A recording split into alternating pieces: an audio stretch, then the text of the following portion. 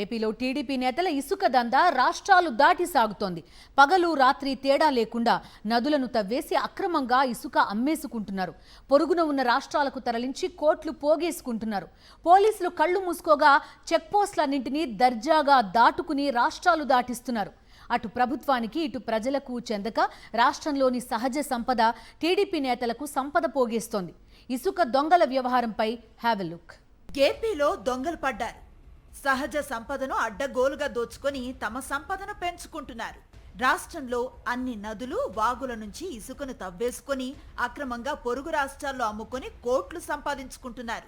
Telugu Desam party నాయకులే ఇసుక దొంగల అవతారం ఎత్తారు.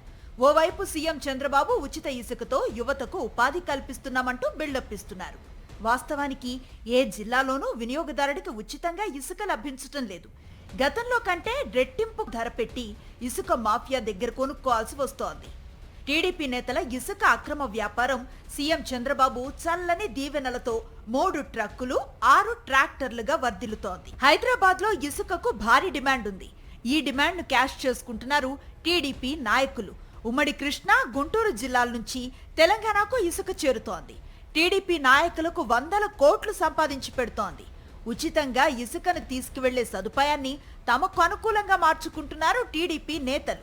స్థానికుల పేర్లతో ఇసుకను బుక్ చేసి హైదరాబాద్ కు తరలించి అమ్ముకుంటున్నారు. హైదరాబాద్ లో దాదాపు 1 లారీ ఇసుక ₹1,00,000 అమ్ముకుంటున్నారు.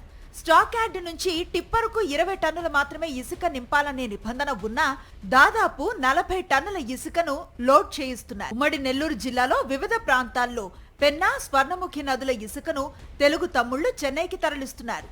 పెన్నా తీరంలో దొరికే ఇసుకకు తమిళనాడులో మంచి డిమాండ్ ఉంది. అందుకే అధికారంలోకి వచ్చిన మరుక్షణం నుంచే టీడీపీ నేతలు ఇసుక మీద పడ్డారు.